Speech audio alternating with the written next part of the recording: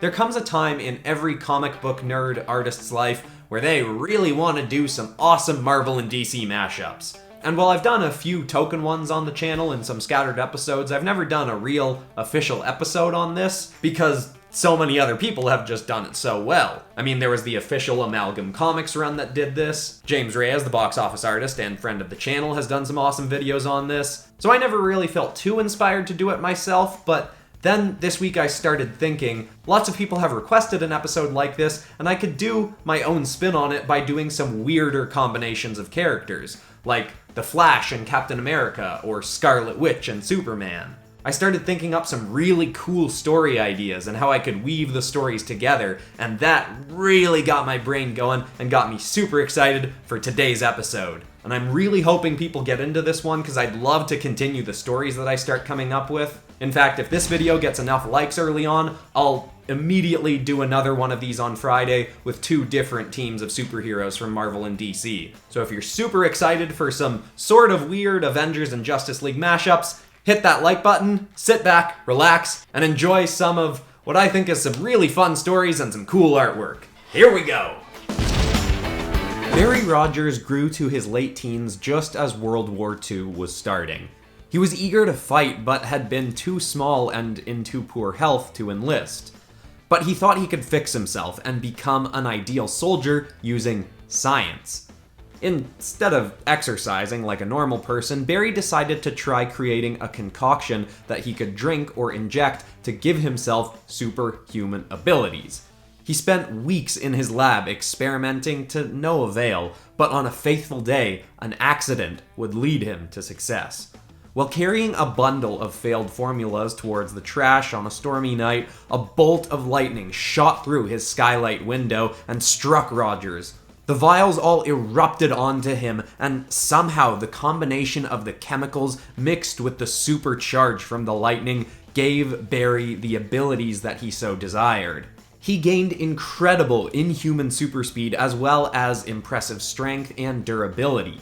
He was finally able to enlist and was accepted with open arms.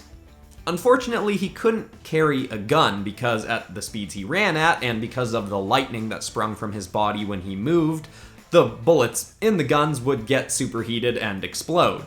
The only weapon that he would be able to use was given to him by another superhuman that he met during the war, someone that he would end up growing quite close to. The gift was a near indestructible shield that could hold strong even at his incredible speeds. It was made from a special metal from his new friend's home city of Themaconda, but we'll get to that later. Barry was a huge asset in the fight against the Axis, but on one faithful day while investigating a Nazi rogue science division, Barry was too late to stop a plane that was taking off on a suicide bomb run to the United States. By the time Barry got to it, the plane was just high enough that he couldn't reach it. Thinking quickly, he sprinted along under the plane, moving in a rapid circle, bolting faster than he'd ever moved before. He created a tornado that crept up under the plane and began to throw it off course. The plane was toppling enough that it started to spin out, but to keep the tornado going, Barry was having to run impossibly fast, even for him. Then, out of nowhere, just as the plane was headed for the Earth, Barry vanished. He had indeed saved the day, but he'd moved so fast that somehow he'd sent himself running through time. When he stopped, he'd run 80 years into the future. Despite his best efforts, he couldn't figure out how to control the time travel ability he'd unlocked, and he remained trapped in the 21st century. But in this modern time, he made new friends and continued to work as a different kind of soldier, simply fighting a new set of supervillains that were springing up in the modern age. And, of course, luckily, that superhuman friend he'd made during World War II was actually still around and kicking in this new era. Let's jump to her story next.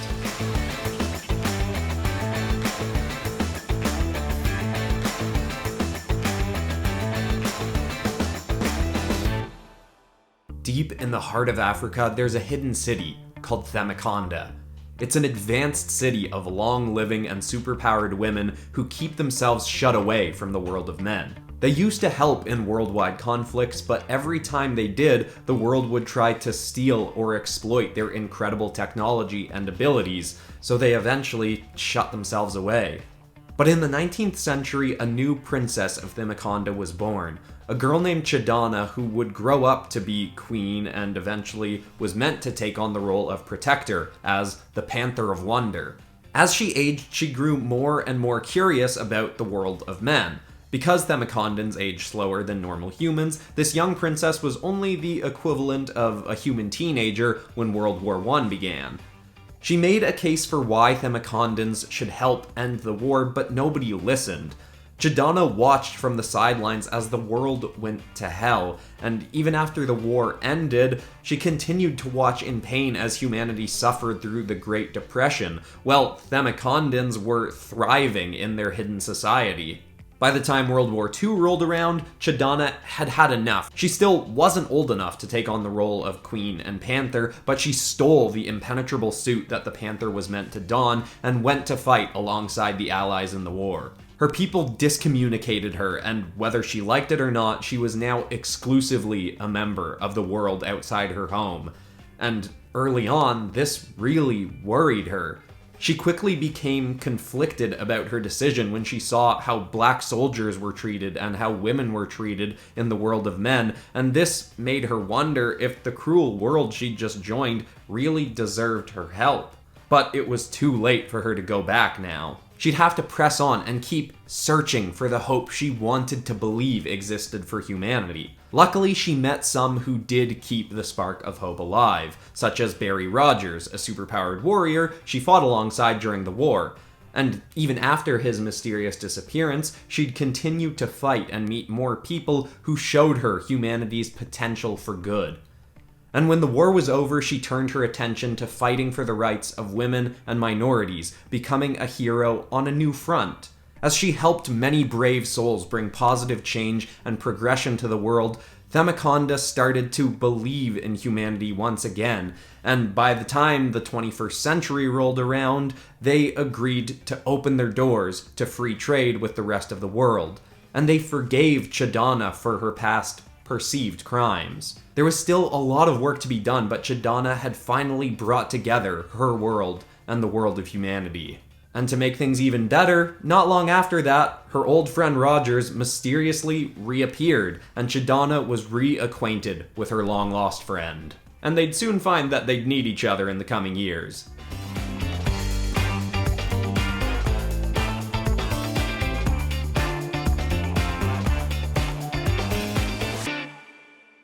This is just your friendly mid-video reminder that sometimes for videos like this, I let subscribers vote on what we're doing next. I let people vote on one of the Dragons episodes a little while ago, got people to vote on what monster episode we were going to do next, and if this does become a recurring series, I'll eventually let people vote on what teams we're going to be mashing up down the road. So make sure you're subscribed and got the bell rung, that way you can vote on the polls and see when videos are coming out right away on Fridays and Mondays. But anyway, sorry for the interruption, let's move on to Batman and Thor.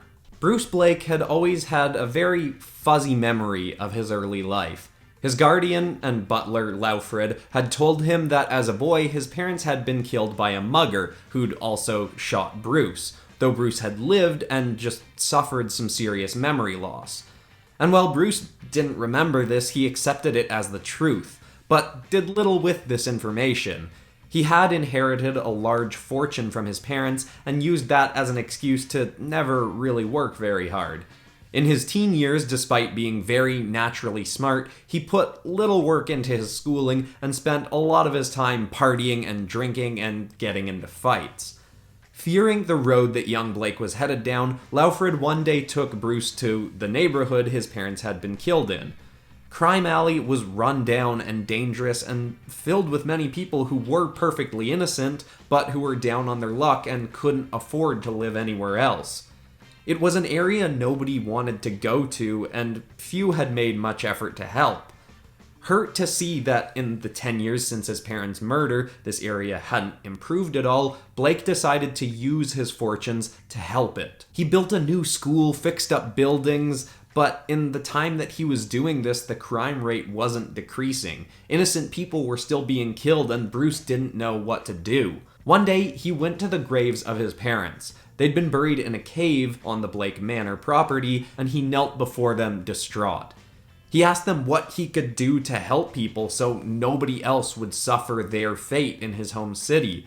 It was the first time in his young life that he was truly acting selflessly.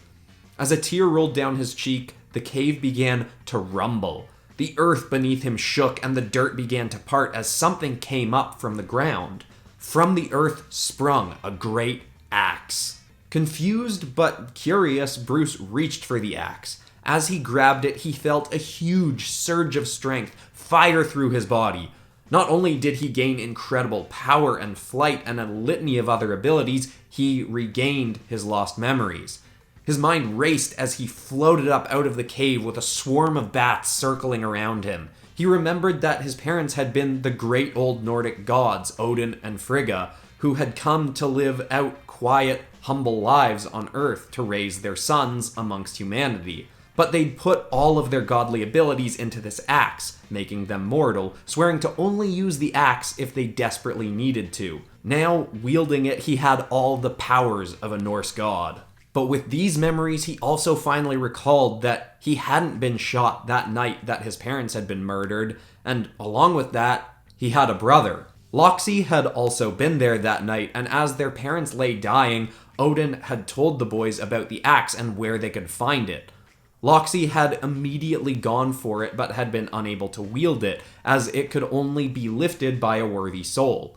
Wanting the power for himself, he erased Bruce's and Laufrid's minds of his own existence and of the axe and their past lives so that he, in the meantime, could go figure out a way to claim the axe for himself. Now, with Bruce's memories returned and his abilities granted, Blake could use these powers to fight criminals in Crime Alley and even across the rest of the world. But he could also go find his brother and see if there was any way to reconcile their relationship. Unfortunately, it would be a difficult task, given what had happened to Loxi since.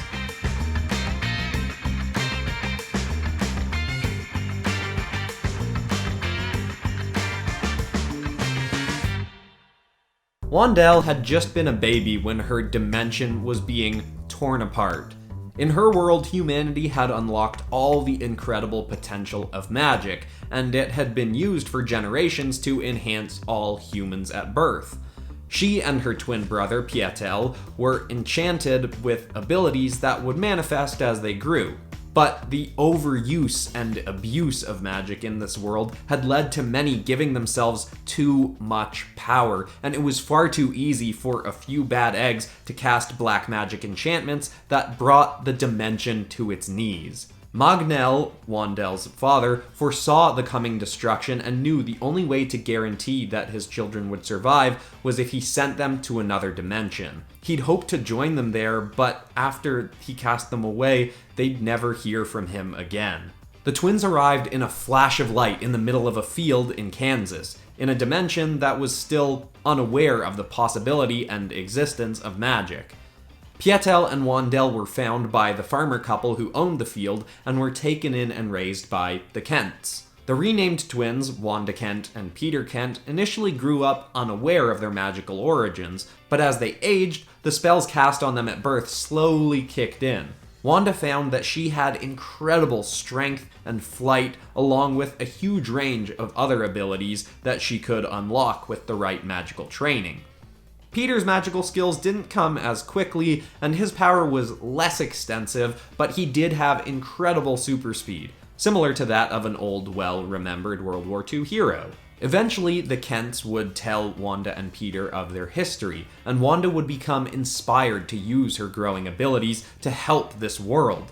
And if humanity would eventually learn to use magic, she would help guide them to use it only as needed and to only use it for good.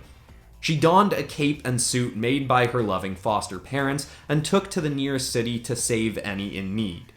Peter would occasionally assist her, but he was less inspired to be a hero than his sister. But one day she would call on him for help with a particularly powerful opponent. Loxi Lutherson, a billionaire who'd been conning the world for years into thinking that he was a charitable, upstanding member of society, was secretly using a type of primitive but very powerful Nordic wizardry to manipulate people and gain power in a world ignorant of magic. Wanda had clashed with him before, but now to confront her, Loxi had built a magic-powered mechanical armor to finally defeat her. She called upon Peter for help and he answered. The two fought well, but while Wanda's power was enough to protect her from Loxi's blows, Peter wasn't quite so strong. Loxi killed Peter and shattered Wanda's heart. It was enough to almost bring her to kill Loxi, but she stopped herself, knowing murder wasn't the way to a brighter tomorrow.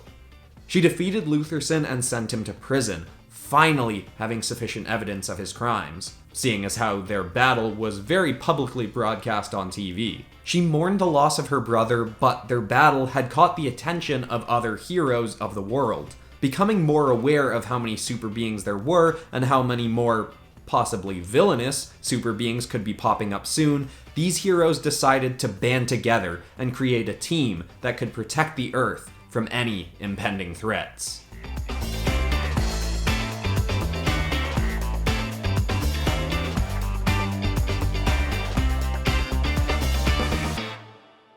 I gotta say, this is one of my favorite episodes I've done in a while in terms of the stories and the art.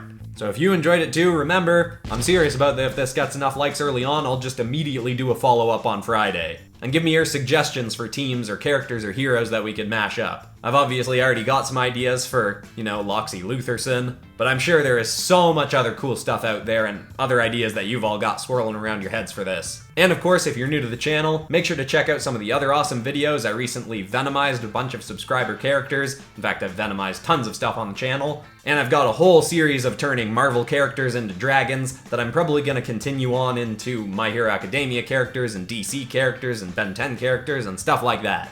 Also, here is the final round of submissions for the Art Battle Pop Cross. If you didn't get your stuff shown or in on time, don't worry, I'll probably do another art battle in the near future, and there's always the community redraws. And thanks for participating, everybody who did. But that's all for today. I'm Christian Pearson. This has been Popcross Studios, home of the nerdiest art videos on YouTube. Thanks so much for watching, everybody, and I will see you all in the next one, which will hopefully be another one of these. Alright, everybody, goodbye.